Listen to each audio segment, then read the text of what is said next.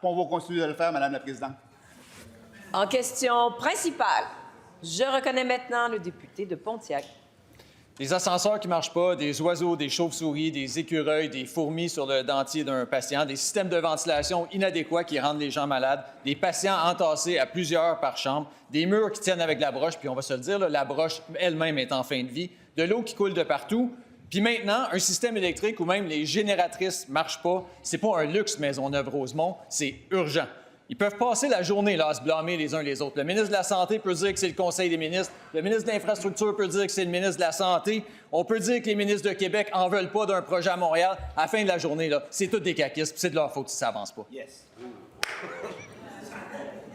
Vous connaissez le règlement.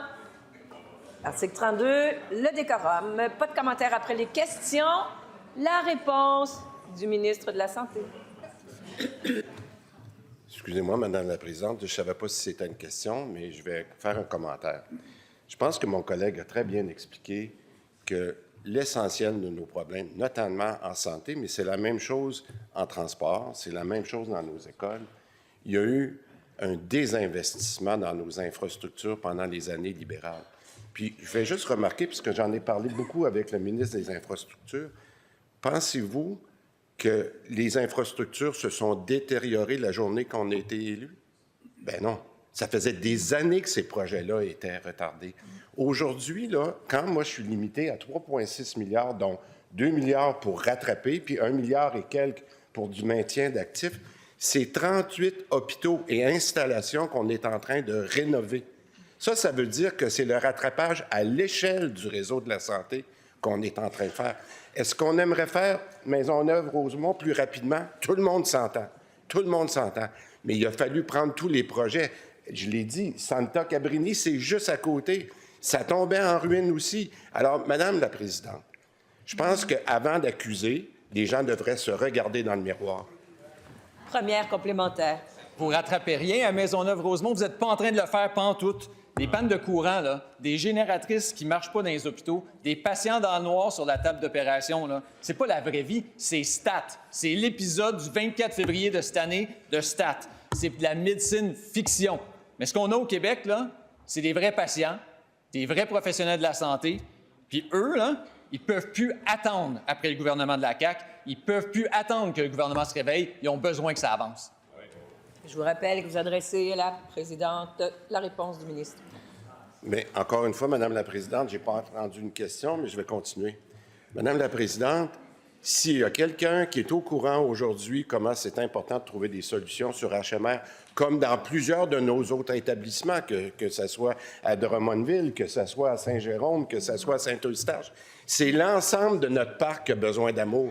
L'ensemble de notre parc. Mais les Québécois ont quand même une capacité de payer.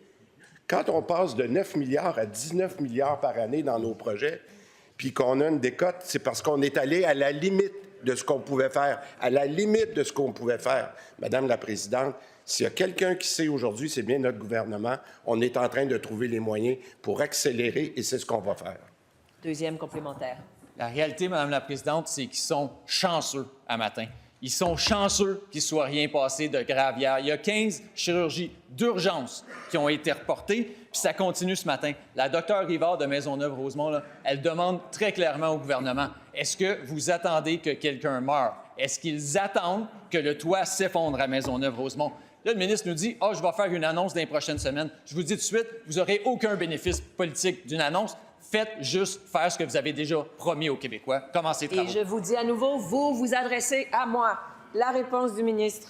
Écoutez, Madame la Présidente, là, j'ai vu neiger, puis je vais vous dire une chose. C'est pas ce que dit le député de Pontiac ce matin qui va me faire changer d'idée. On le sait, nous, qu'on doit faire quelque chose.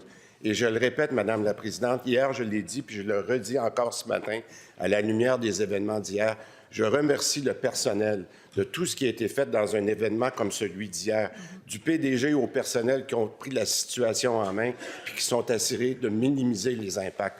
On a du bon personnel. Ils savent qu'on est en train de trouver des solutions.